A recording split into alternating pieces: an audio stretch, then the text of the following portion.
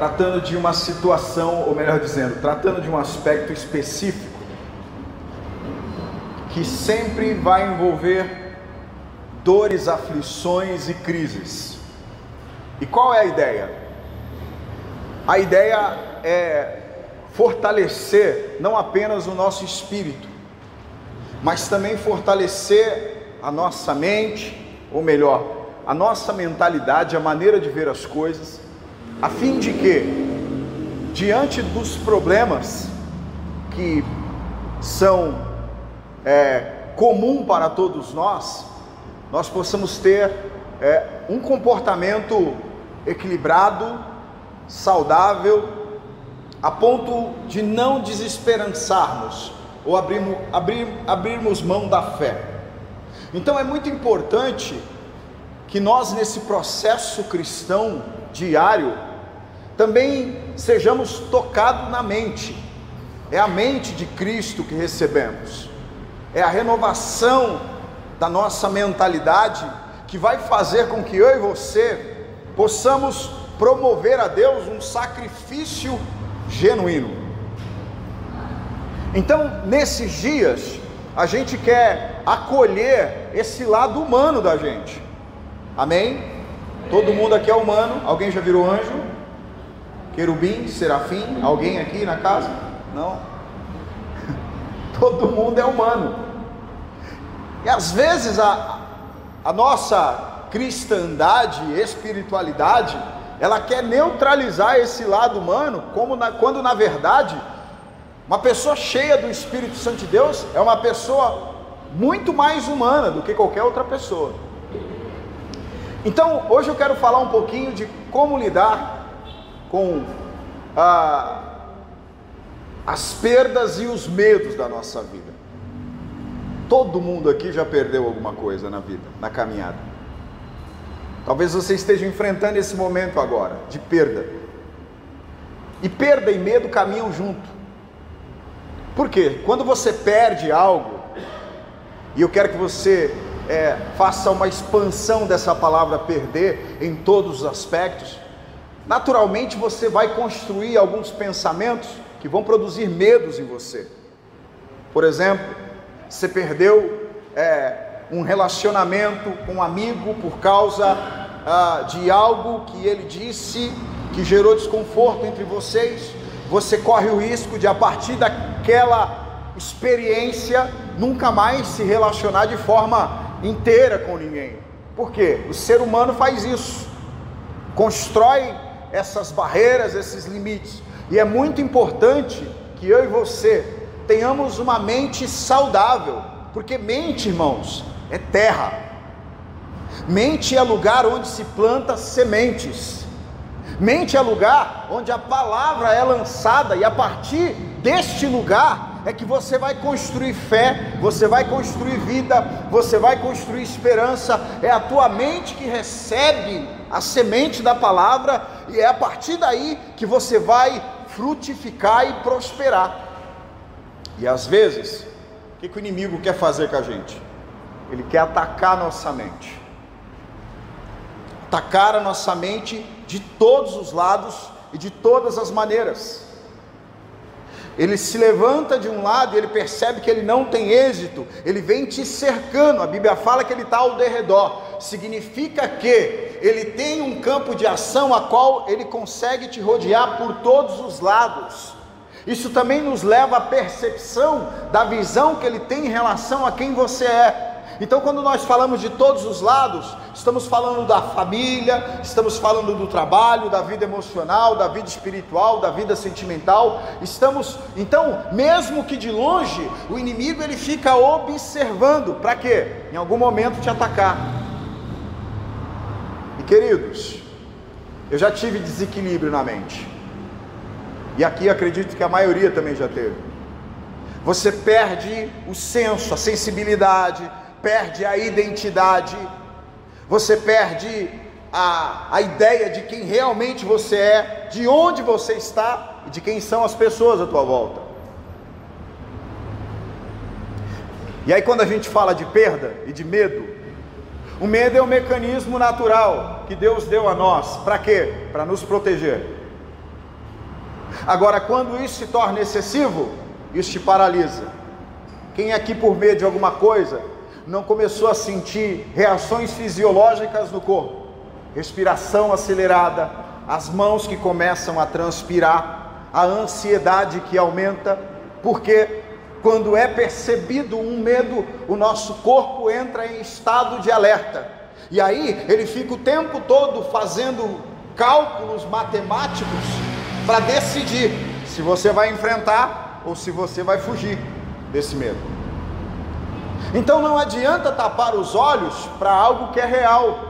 Todos nós aqui temos essas emoções, e às vezes essas emoções são responsáveis por literalmente travar a nossa vida, por literalmente, às vezes, destruir coisas que nós levamos anos para construir. Então hoje, mais do que o Espírito Santo tocar na tua alma, ele quer tocar em você por completo. Amém? Eu quero compartilhar com você um texto que está em Juízes, capítulo 6.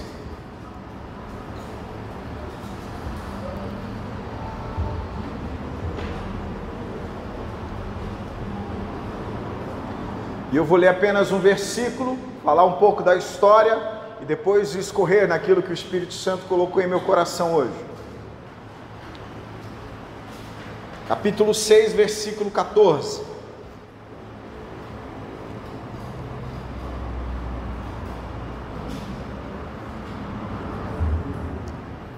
O texto vai dizer assim, ó: então o Senhor olhou para ele e disse: vai nesta tua força e livrarás a Israel das mãos dos midianitas.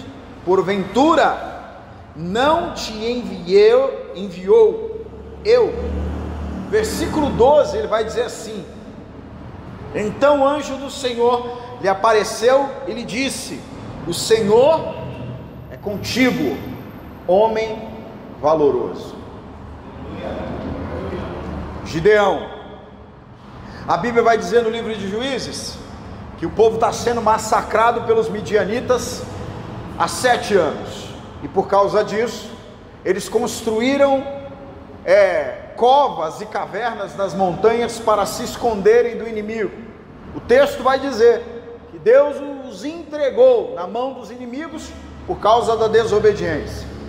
Nesse cenário a gente se depara com o Gideão, um jovem que de alguma maneira decidiu, mesmo diante da circunstância difícil, decidiu continuar a vida. Um jovem que decidiu continuar a viver.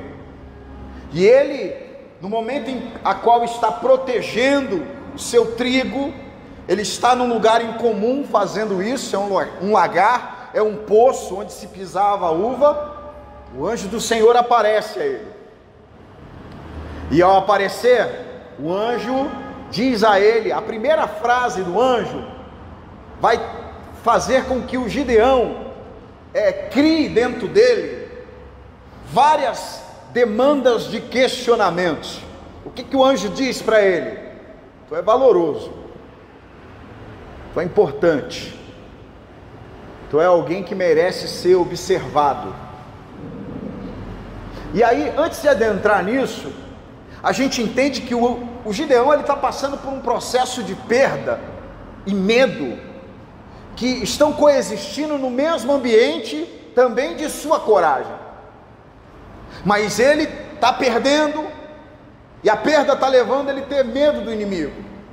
E aí, querido, a gente precisa entender algumas coisas sobre esses tipos de aflições. Às vezes a gente conversa com algumas pessoas, e as pessoas elas ficam preocupadas porque estão desequilibradas emocionalmente, ou estão destemperadas. Irmão, ficar desequilibrado não é o problema. Ninguém disse que desequilibrar-se é pecado. O que é pecado? É o que você faz enquanto está desequilibrado. O pecado pode nascer daí. E por que a gente fala isso? A gente tem às vezes aquele senso cristão que está o tempo todo dizendo: você não pode ficar com raiva. Mas como eu não vou ficar com raiva, se Deus, quando me criou, inseriu raiva em mim? Ah, você não pode chorar. Como eu não vou chorar, se Deus, quando me fez, Ele inseriu essa coisa do choro em mim? E aí, a gente fica gastando muita energia, para quê? Para reter isso. E essa energia, lá na frente, potencializa. E aí, irmãos, se não sair através das lágrimas, vai sair através de dores lombares, vai sair através de coceiras, vai sair de algum jeito. Se não sair chorando pelos olhos, irmãos, se não sair através de um grito, de uma fala, vai sair de alguma maneira. Por quê? Tem que sair. Não adianta você pensar: ai, eu não, que nem no meu tempo, né, 45 anos, homem não chora. Aí o homem fica...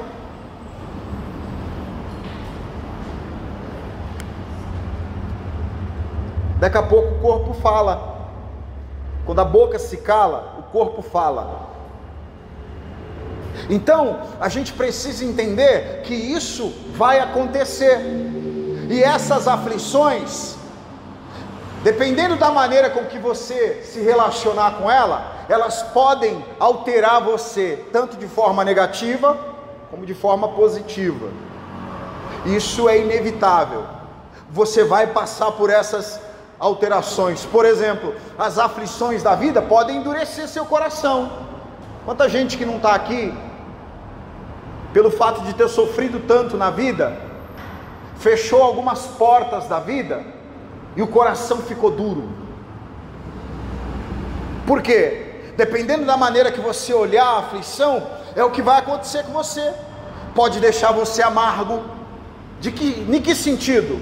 Nada mais tem prazer para você, nada mais é belo, sabe? Tá com o coração tão amargo que às vezes alguém vem: olha, você tá bonita. Eu não tô bonita, me arrumei assim porque era a roupa que tinha. Nossa, que cabelo bonito. Perdeu a capacidade de receber elogios, de receber abraços. Por quê? Talvez sofreu tanto na vida que fechou portas emocionais e sentimentais, e aí perdeu o brilho no olhar quando recebe uma palavra, quando recebe um abraço. E posso falar uma coisa? Jesus não quer a gente com o coração endurecido, e nem quer a gente com a alma amargurada. Então hoje é tempo, hoje é dia de sermos libertos. Hoje é dia da nossa alma respirar, irmãos.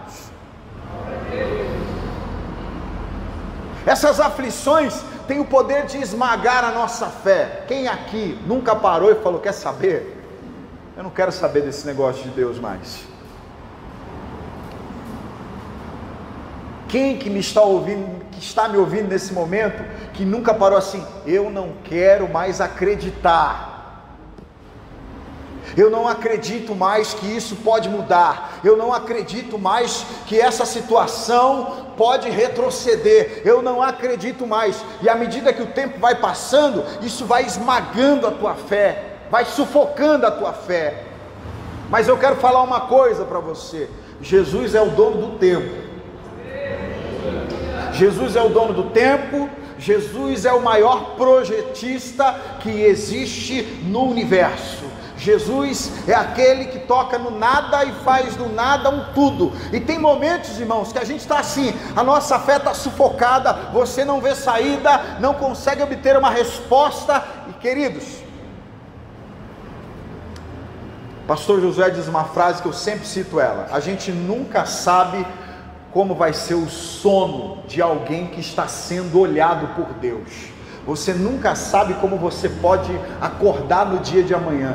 Queridos, eu já dormi, já fui me deitar destruído, amargurado, e só tive uma noite de sono, e ao me acordar, eu senti que eu estava revitalizado, que a minha fé estava jorrando novamente. E aí eu olho e percebo que não foi nada que eu fiz, para acontecer isso foi simplesmente porque Deus visitou o nosso sono. E eu falo nosso porque eu acredito que muita gente aqui já se deitou se sentindo morto, morta, e ao despertar pela manhã o seu coração levantou alegre, cheio de gratidão. Você disse: ai, a vida é boa, eu preciso viver, eu vou conquistar sim, eu vou conseguir sim, eu vou chegar sim. Não éramos nós, era o Espírito Santo gritando dentro da tua alma: eu estou contigo. Sabe por quê?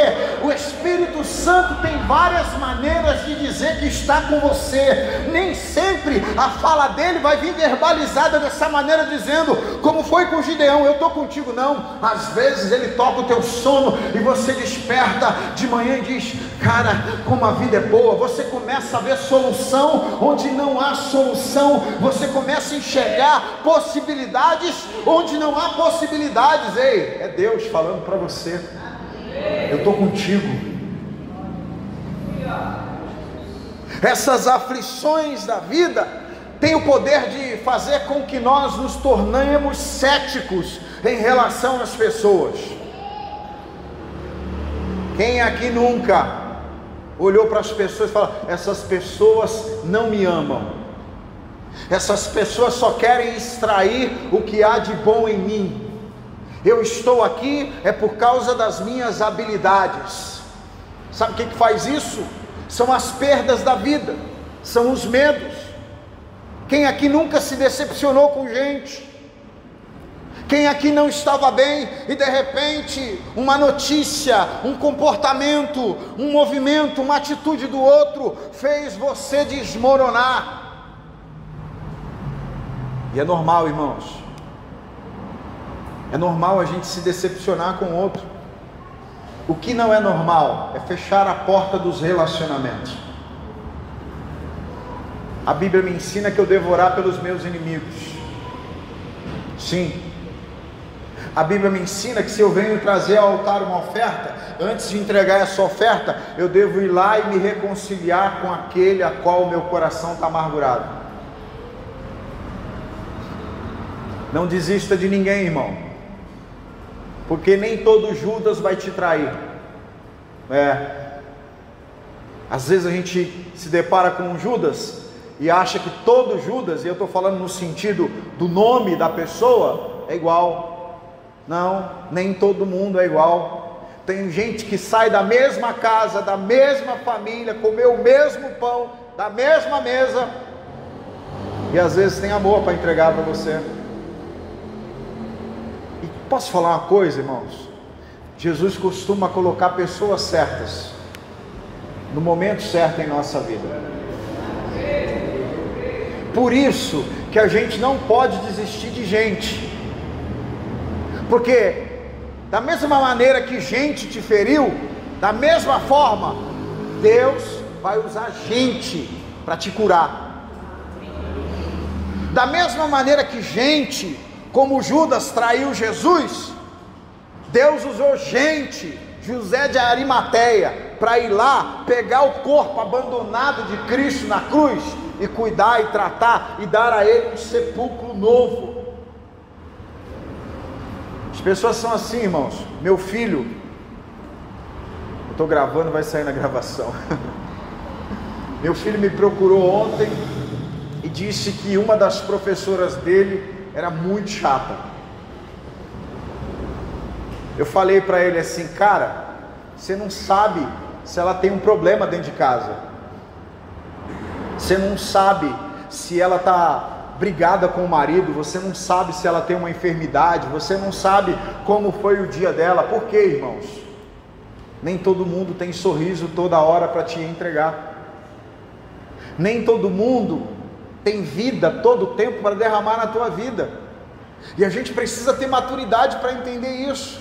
Tem horas e momentos que eu olho alguns comportamentos e eu percebo, por quê? Eu quero que as pessoas pensem isso ao meu respeito também. Não, essa pessoa não está bem, e porque não está bem, teve essa ação, teve esse comportamento. Então, essas aflições fazem isso com a gente. Essas aflições, isso aqui eu acho muito interessante, essas aflições, ela faz com que você ofereça às pessoas à tua volta menos do que você pode dar de verdade. Vou dizer de novo: esses sentimentos que ficam conturbando a nossa alma fazem você oferecer muito menos aos outros do que você pode oferecer. Eu estou olhando para um monte de gente vencedora aqui hoje. Por que vocês são vencedores? Porque vocês já venceram outras batalhas diferentes daquelas que vocês estão enfrentando hoje. Vocês já sobreviveram outras vezes. Diferente dessas lutas que vocês estão enfrentando hoje, vocês já sobreviveram, e por isso vocês são vencedores. Mas às vezes, a gente está tão fechado dentro de nós mesmos, que aí a gente acaba oferecendo menos para o cônjuge, menos para os filhos, menos para os amigos, menos para a igreja, menos para as pessoas que estão à sua volta.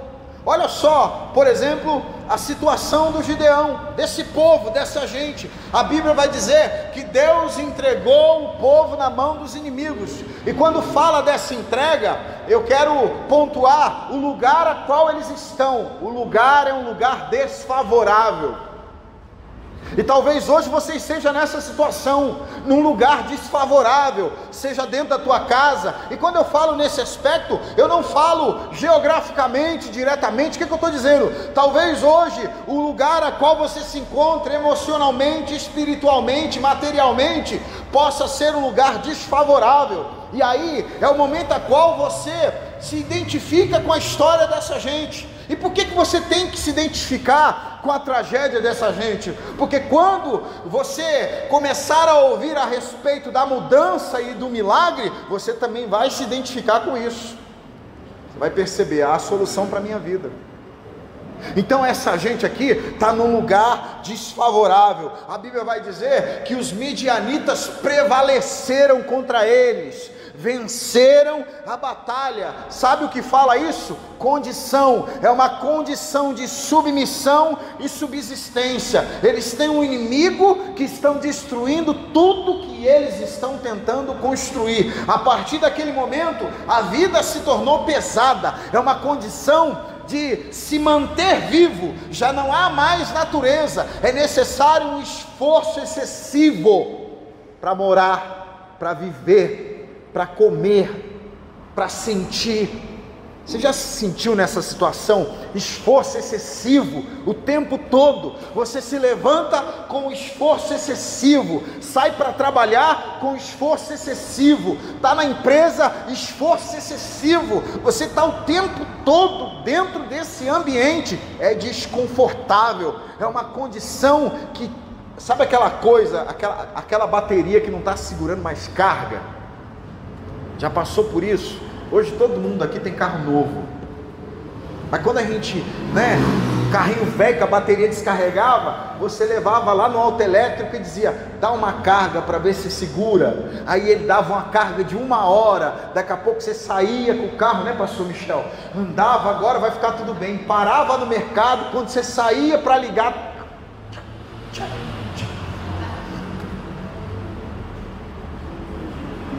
não segurou nada, não reteve nada. Esse povo está dessa maneira. O texto vai dizer que os midianitas destruíam todos os frutos. Sabe o que é isso? Esse pessoal se esforçava e gastava energia para produzir, para plantar, mas não tinham fonte de reabastecimento. Já se sentiu assim? Você não encontrou um lugar na vida que você consegue reabastecer? Irmão, tem dia que você tem que entrar no carro, pôr uma música, sair e chorar. Eu faço isso às vezes. Você pensa o que, irmão? Que a barra não pesa? O bispo, psicólogo, conselheiro, que não sei o que, consegue, sabe, modular tudo, organizar. Não, irmão. Tem dia que você tem que entrar no carro, pôr a música. Eu ponho a música dos anos 80 e 90, Esses dias perguntaram para mim: você conhece a nova do Resgate? Eu falei: não, só conheço a velha. As novas eu não escuto. E deixar fluir, irmão. Porque às vezes emoções retidas é igual água parada, apodrece, sabe? E às vezes você fica olhando para aquilo que está à tua volta, ou as pessoas, e você está na expectativa que as pessoas te ajudem nessa fluidez, e nem sempre elas terão competência ou capacidade para fazer isso.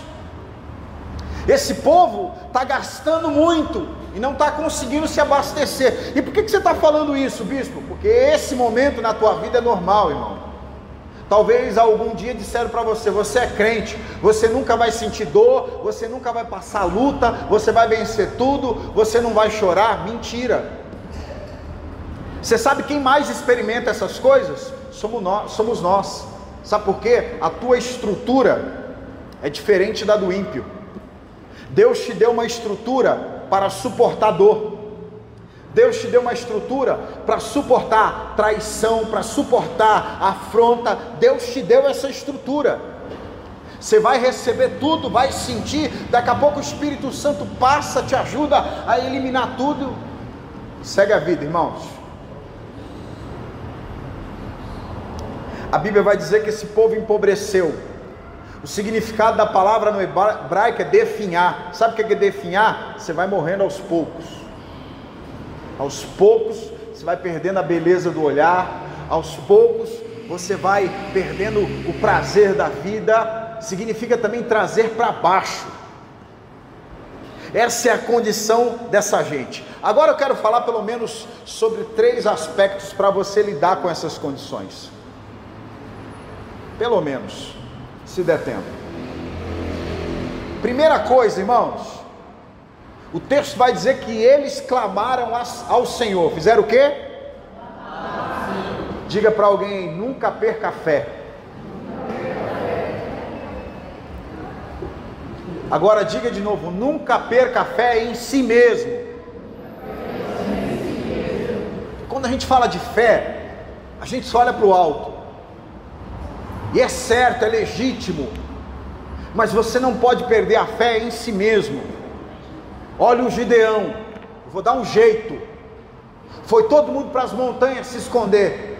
Eu preciso preservar o meu trigo, eu preciso me manter vivo, ainda que eu corra riscos. Eu preciso ter fé que mesmo diante da circunstância difícil, ainda existe algo a ser feito.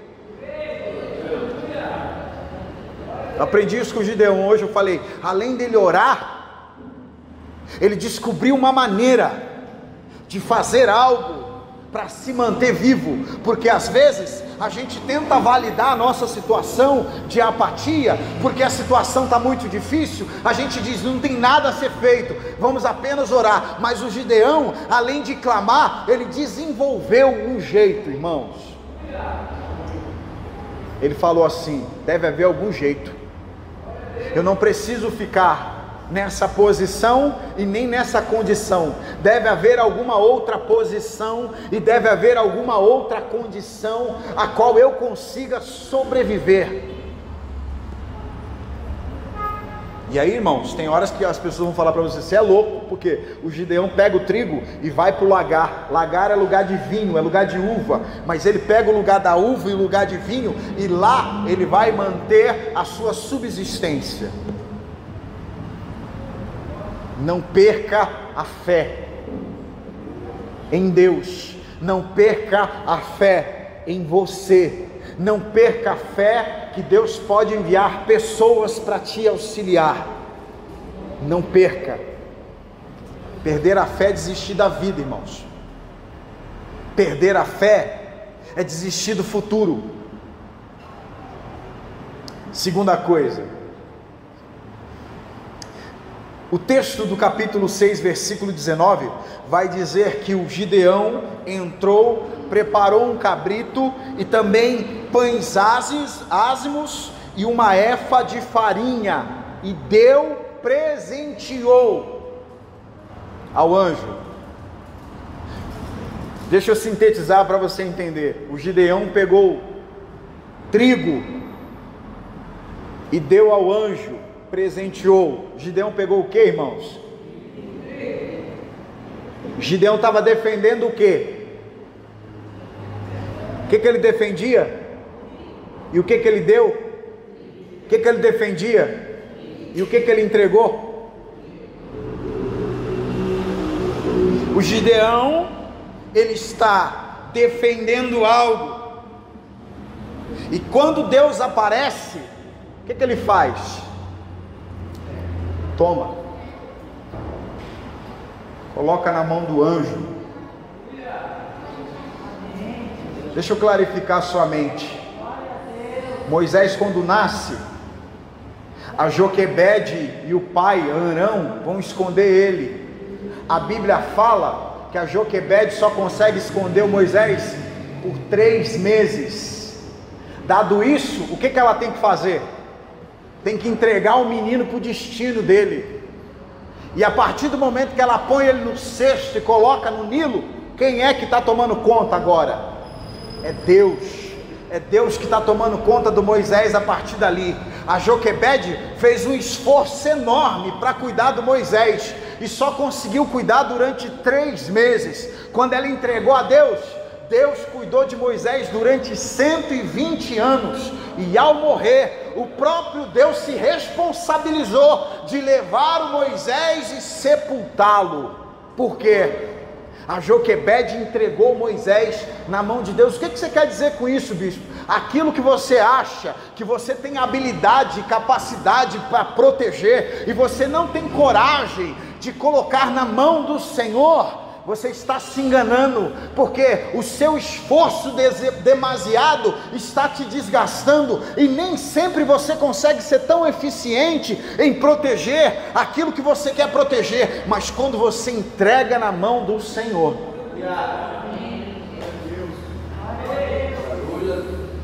e como funciona essa entrega, bispo? A entrega não é apenas verbalizada, porque a gente tem o hábito de dizer o quê? Ai, eu entreguei tudo na mão do Senhor, mas não mudou a geografia, não mudou a maneira com que se relaciona com aquilo. Como é que eu vou perceber se eu entreguei algo para Deus? A minha geografia precisa mudar em relação àquilo, o meu comportamento precisa mudar em relação àquilo, as minhas expectativas precisam mudar em relação àquilo. Você quer perceber se você entregou algo a Deus de verdade? Você tem que fazer essa análise. Não adianta você dizer, eu entreguei na mão do Senhor, mas você continua tentando controlar, você continua tentando conter, você continua tentando fazer. Não, você não entregou a Deus. Amém? Amém. Você pode dar um aplauso a Jesus?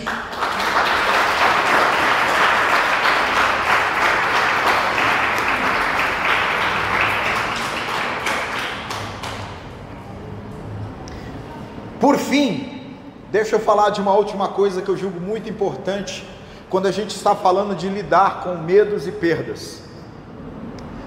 No versículo 25 do capítulo 6, o texto vai dizer assim: o anjo chama o Gideão e diz ao Gideão: olha, derruba o altar de Baal, que é do teu pai. Sabe o que ele está dizendo? Derruba os ídolos do teu pai. Agora pensa comigo aqui e eu encerro. Quando nós falamos de altares, nós estamos falando daquilo que você acredita, sim ou não? Estamos falando de crenças, amém? Então, o anjo está dizendo assim: olha, algo vai acontecer, Gideão, mas primeiro, você precisa derrubar o altar que o teu pai levantou. Você precisa derrubar os ídolos que o teu pai construiu. E aí, irmão, é óbvio, eu não quero dar a você um discernimento teológico a respeito do texto. Eu quero que você pense juntamente comigo, porque quando a gente fala de crenças, e aí o anjo está falando das crenças do pai do Gideão, a gente está falando de uma cultura. E aí deixa eu falar algo para você a respeito de crença. Todo o teu comportamento na vida de hoje é baseado naquilo que você acredita. Você se comporta a partir das suas crenças. Então, quando a gente fala dessa coisa de crenças, você precisa entender uma coisa: a crença ela é o ensaio da tua ação. Então, por exemplo, se você acreditar que você, desculpa a expressão, é burro, no sentido intelectual, uma burra, você nunca vai ousar, por exemplo, prestar um concurso público. Por quê? Você construiu uma crença de que você não é capaz. Se você tem a crença de que você, mesmo sabendo nadar, vai se afogar, você sempre vai ter medo de mar. Consegue entender isso? Se você criar uma crença que, por exemplo, estou fora do peso, e eu tenho uma crença que eu estou já com 45 anos e o meu metabolismo é diferente, vai me dar muito mais trabalho para emagrecer. A crença me mantém aqui dentro.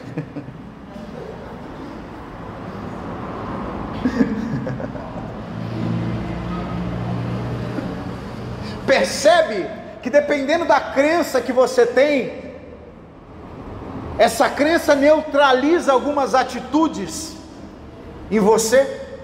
Dependendo da crença que você construiu com o passar da vida, você acaba se privando de alguns lugares, se privando de alguns projetos. Por exemplo, em casa, ninguém ainda se formou em faculdade, parte do meu pai. Cultura, viemos de uma periferia, onde não se tinha isso como estilo de vida. Aos meus 20 e poucos anos, eu ganhava o suficiente para cursar uma faculdade. Aos meus 20 e poucos anos, eu tinha tempo suficiente para cursar uma faculdade, porém, a minha cultura me impediu de fazer isso. Me lembro até uma vez que Cici, cursando faculdade, trabalhava no banco, foi até a minha casa para abrir uma conta para mim. Naquele momento, o cara que não tinha faculdade, talvez, não sei, ganhava mais do que a moça que estava cursando faculdade. Isso deve ter uns 10 não, meu Deus, isso deve ter 18 anos, estou revelando a idade da Cici agora. Naquele momento, a nossa cultura, por quê? Como não havia na minha cabeça essa mentalidade, você percebe que à medida que a história vai avançando, a cultura dela ajudou ela mais adiante. Por que você diz isso? Porque eu hoje estou me formando com 45 anos. O que atrasou isso? Foi a minha condição? Não. Até porque na época eu tinha mais condição do que hoje. Foi o que? A crença que eu tinha. Aí, deixa eu voltar para o texto, falando de crença, porque isso eu herdei da minha casa, dos meus pais. Olha o que o anjo vai dizer para o Gideão: derruba os altares que o teu pai construiu. Vamos pegar essa ideia? Destrói as crenças que o teu pai produziu em você. Percebe a conversa do Gideão com o anjo? A hora que o anjo aborda ele: não, eu sou o menor da minha casa, eu sou o mais pobre. O que aconteceu com os milagres? Sabe o que é isso? É uma cultura que ele herdou. Sabe o que o anjo está dizendo para ele? Sabe essas crenças que te limitam? Derruba elas. Não deixe ninguém falar para você que você não pode fazer algo, a não ser que Deus fale que você não pode fazer. Não deixe ninguém dizer algo para você que você não é capaz, que você não tem habilidade para isso, a não ser que Deus não diga isso para você. Você é capaz. E isso é muito importante, irmão. Sabe por quê? Olha o que diz Lucas capítulo 1 versículo 17. O texto vai dizer o seguinte: olha, e irá diante dele no espírito e na virtude de Elias. O texto está falando de João Batista.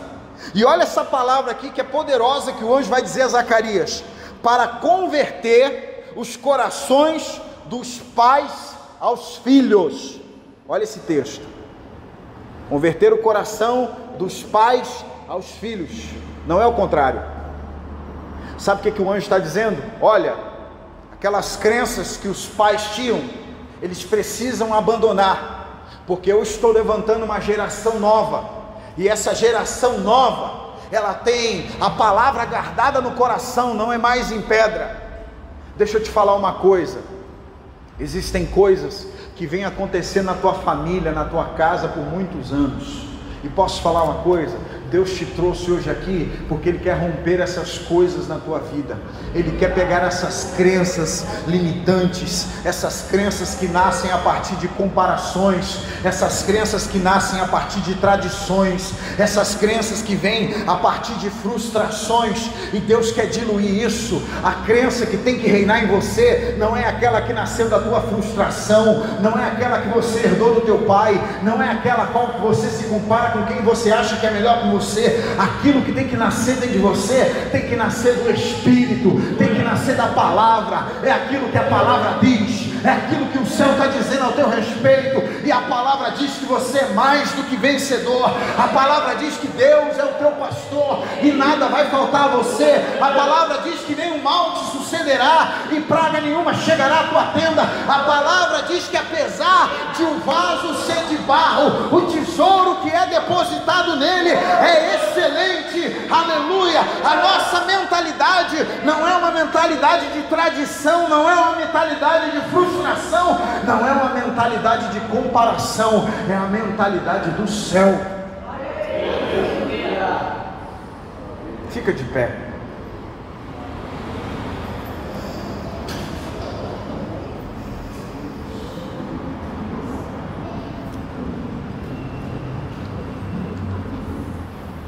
Sabe uma das coisas que você trabalha, essa coisa dessas crenças que te limitam? Eu vejo o anjo fazendo isso com o Gideão. A primeira coisa que o anjo faz com ele é tocar na autoestima dele. Irmão, a gente vem num tempo que ser cristão era tudo falar assim: nossa, como você fez isso legal. Ai, a gente tinha medo, né, pastor? Não fale isso para mim não, que meu coração vai ficar orgulhoso e eu vou ficar em pecado. Tem que dar glória a Deus. Irmãos, se Deus acabou de fazer o homem, acabou de fazer a natureza, e Ele olhou, Ele viu que tudo era o quê? Bom não, muito bom. Quando Ele terminou de fazer você, Ele disse assim: é muito bom esse negócio. Agora, se o meu Pai, o meu Deus, da qual eu absorvo a cultura, disse para mim que eu sou algo muito bom, irmão, humildade não é pensar menos de si mesmo, não, é pensar menos para si mesmo. Consegue entender? Não é pensar menos de si mesmo, é pensar menos para si mesmo. A gente tem essa cultura não só dentro da igreja. O anjo chega para o Gideão e fala: cara, você é valente, você é guerreiro, você é uma guerreira, você é um guerreiro. Tem hora que você tem que deixar o Espírito Santo tocar na tua autoestima.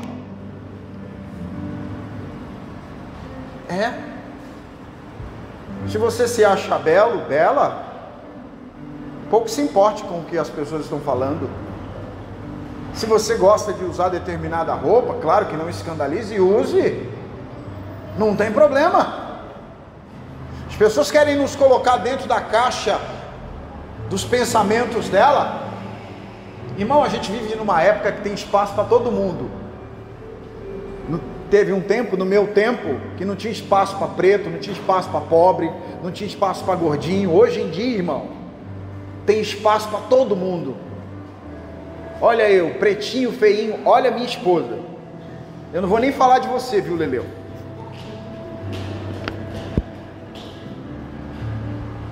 Deixa Deus tocar na tua autoestima hoje. Se lembre da pessoa extraordinária que você é. Se lembre das habilidades que você tem. Talvez alguém dentro da tua casa disse que você não serve para nada, mas Jesus te trouxe hoje aqui para tocar na autoestima que Ele te deu. Você serve sim. Talvez diante de um fracasso, diante de um deserto, você olhou para você e você construiu algo dentro de você dizendo: não, eu sou incapaz, eu sou incompetente, eu não consigo chegar no nível de fulano, de ciclano. Não.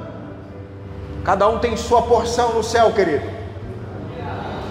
Começa a destruir essa crença que foi levantada dentro de você. Ah, as pessoas não me aceitam por causa da minha condição social, ou fulano não me aceita por causa disso ou por causa daquilo. Não.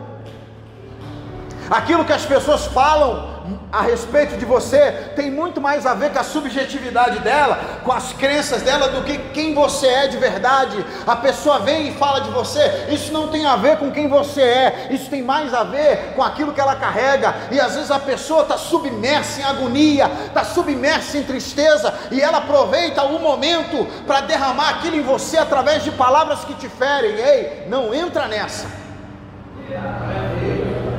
Sabe por quê? Nós somos o templo do Espírito Santo, e o Espírito Santo não me capacita. Uma coisa que eu aprendi com a Cici: não me capacita apenas a pregar, não me capacita apenas a louvar ou a falar em línguas.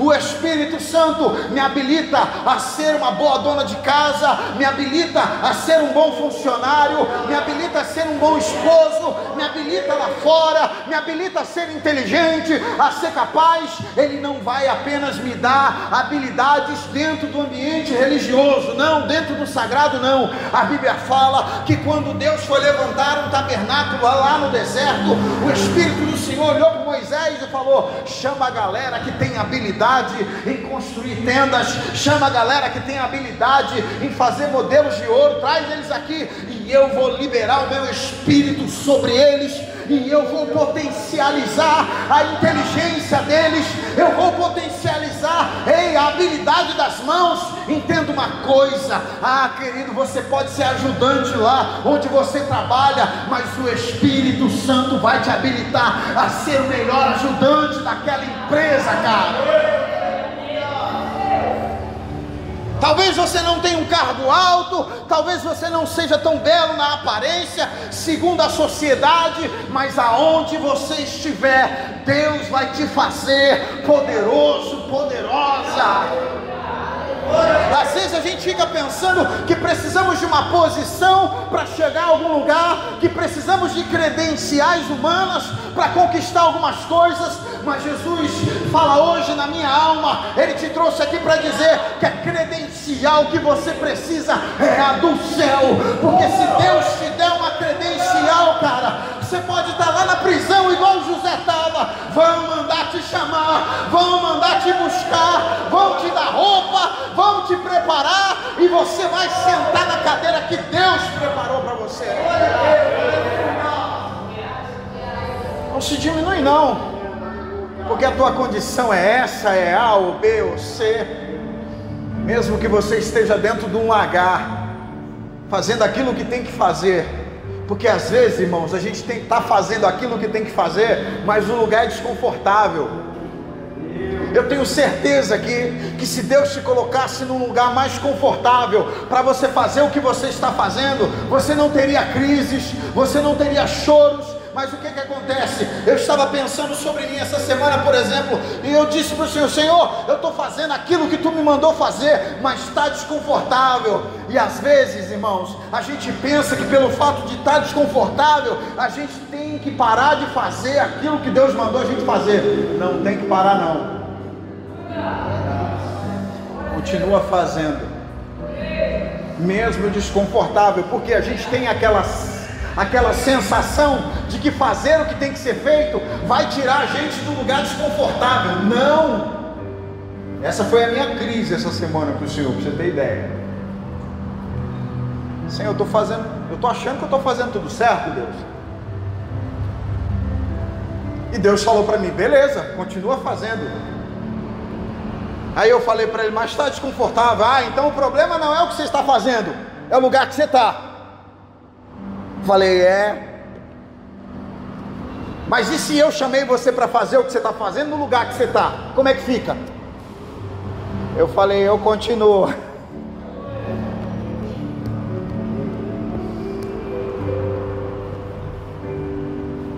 Porque às vezes a gente quer fazer o que Deus quer que a gente faça no lugar que a gente deseja fazer.